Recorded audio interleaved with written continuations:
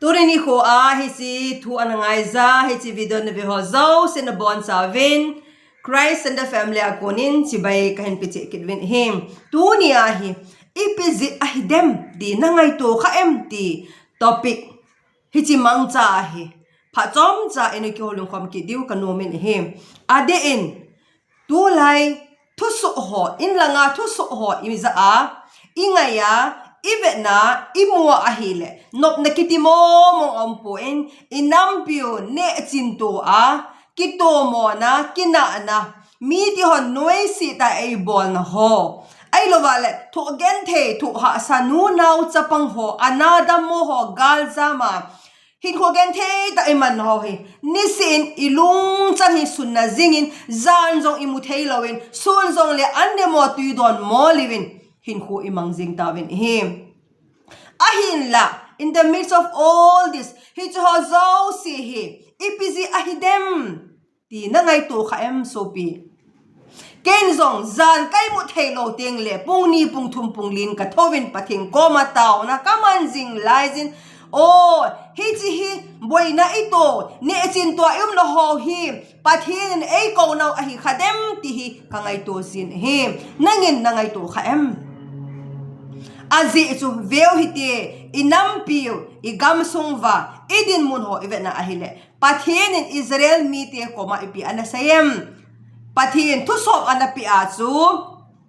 ke tailo pathin dang ne hi on tin pathin in kiche ta in thu som anapin him ahin la tunin veo hite igam sungwa hi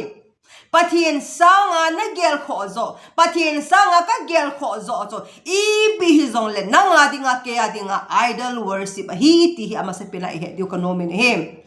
pathin dang ho iti ting hai le milip ho masa gabo khop khal khal ko asaina ahi poi pathin sanga na lung thima na gel kho zo pathin sanga na ngai sang zo cho I pi hi zong le nanga dinga idol worship hi ti hi sumil hin tonin nang zong ke zong ki khol hui te ki veu hi te igam sung hi veu hi te menu mi pa te ho in ai lo vale as a whole ai vena hi le sumle pai ne le go pathin sanga igel kho zo ga mo hitalo ham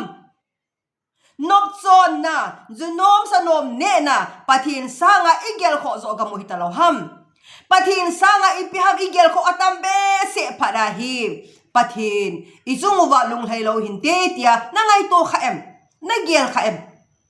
ti ama sa pena e male e ma question ini ki bol divin pakai menin kahin tim vin hem hi che hele pathin dang tam ta ine phalwa so pathina ko na phathe bo chang dinga iti ikinep na lai diu ham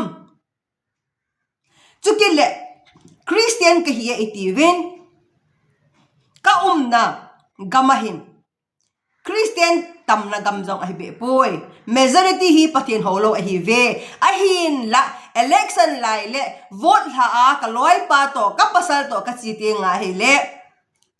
Kwei macha hole zong 80 po ve se populi zong khalani aumen line na kidingin vote ki hien nom ten aram sen in ang kyong ki gizo jin he ji chu ahi le pathin ho tam lo na gama bon chu election lai le vote hi ho chu aboi lova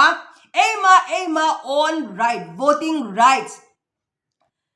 akinai theya ahile I atile I gamo Christian district Christian gam kiti gama chu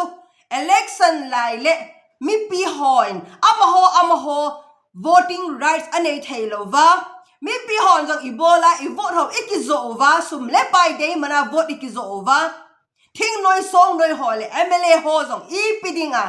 I ati ahile election kai do ho jong hi free and fair lo bia sum hat wanga thing noi hat wanga ikai do theyu ham hi china ngai to kha em so pinalonga hi chi chu hoilanga pathin phat theibo ki changin te ti chu igel do khawem na ngai to kha lo ham ken wang kalunga kataw jing lai pathin koma ngai dam ka ha thum na pen chu hi chi ho hi a hi e pathin koma ngai dam ka ha thum na pen hi chi ja chu hi chi MLA ki hen na abon voting rights so ila pi theiwa sumle pa hat wanga thing noi mi hat wanga MLA election ikai do sa thei wa hi le hoi langa chu pathin pha thei bo na ki changin ti tia ikinep na lai tiu ham no way hi che hi in tu ni in ma che ani koi ma go na ka se hi poi ka lung changa po na ka tau jing lai za zang khang zan wa ya imu thei lo wa ka tau jing lai ya po na ka ne pathin ko ma ngai dam ka ha thup na pen a hi zi a kain sei do hi em Gol nop lại lệ véo hít đi, gol nop ingai sang về, sports ingai sang về, chavang kut ingai sang về, gol nop iman pau về lệ, junom sa nom ne na kitsai lệ he, kaloi pa to gol nop ke man na sports ke man na khada katsi hon laizin, kalung chang su nama ma zing chu, guest of honor zong chu, ding thei lova, kilon le an. Atu sa yang tu IPS yang zong hepalova nume hinalai nume kat hinalai zu khampom poma ding zang thailova he taba tu mila ading do atu ase he chun hoi langa chu pathina kon phathei bo chan na ikimu diu ham ti na ngai tu kha lo ham sopi na ngai tu kha em sports akibo zan hong hi phat a hi le akham ngen hi ve he chun hoi langa chu pathin in evet ngam diu hinam pathin amai hi huanga kona ai mang kita mai the e koni za henam hi zi hin ipu ipa tiao pathin an ho lo hon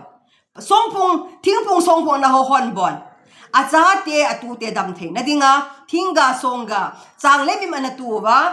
kolbu chang mai atu wa alu atu wa anahi le tu nia christian ka hi ti hon i bola kani kan zai tu wa gam sung isu set gam moham mi zau se ni bola poppy cultivation kani kanja tu te tia noi se ta ai muham christian hi lo ham hi china ngai to kha lo ham sopi hi chita bang mi te chu i ti chu hoi langa chu pathin pha the bo nei kila diu ham tina ngai to kha em kin wang ka ngai to ka gel ving jing he chi ja he edin mono hi veu hi te Christian pathin nung zui tia ko the i hinam pathin pan pi thei te i hinam pathin pan pi thei te i hinam ve phau hi te adin naw ti ho khat ka ki ho na ipia kalung chang tong khama ma ji ipia sayam kani kanza kanabolin alei kanal hovin alei kal ho ki hilovin alei ho ding ho ding zu ka cho pi angai jin sekhar ka cho pi ngai cigarette ka cho pi angai jin sun le zana ane diu ka sablai he ti keu zo helova zan le zu a kham teng wa hi le nu mei pasal chu koi hi hetalova hin kho nom ta hin kho aman jiu he tin a season he laina ro ma ba jin kani kanza ibol keu helova zunom sanom ne na le nop chon na hin ho imanu hiloham hitilaya chu hoi lai ta chu pathin in evet ngamuwa pathin in e ban pidiu ham nangai to kha lo ham sopi nangai to kham ichi igel kho te do kan tiam ven he chuki le pathin in mosi ko ma anase nu le pati ho in sa ti ho kha na pan la ding ase ho he gel phalawa minu mi patam ta zunom sanom ne a kingol sa kinop sa zol sa ya hin khomang izza yu muhitam tu ni in ngai tu tha ke ro hite hi cho zo si chu pathinin iti chu ei ho chu pathe ei bo thei diu ham Israel cha te jong chu pathen longa to lo ting wa million ho thil dang ho ting wa hi le pathinin asu gen thei jiwa agal te khorana pi do jiwa ama wang ama angsung a hin bel ting ule a chon se ak si ting ule ana hu do ji mong hi e tonin jang e ho inam sung ba jong hi je chon se no ho zo se ka sei lo hi adim adu aw me he hi cho zo si ngai to kirin hi cho zo si kisim phat leo hen e ho nob le da lo pathin amai chu ho la ma hin ngal kirin tin pathin tu na again the no ho hi I tu I cha te khang bia hi e kile do sa ki the diu hi lo ham tu ni in mi nu mi pa nu nga gol hang hon ngai to ki ro hi te ipizi a hidam na ngai to khaem ngai to ki ro hi te hi ta bang chon set na pu mai I ti chu pathenin ei mo ve dova ei pan pi thei diu ham he zen kisi pumin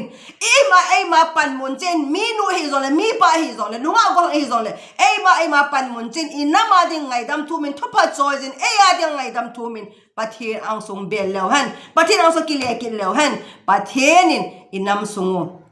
din mo ni ei sem pal pi te du hi ti ta sana len ta ken wang kan ye nangin na nei hinam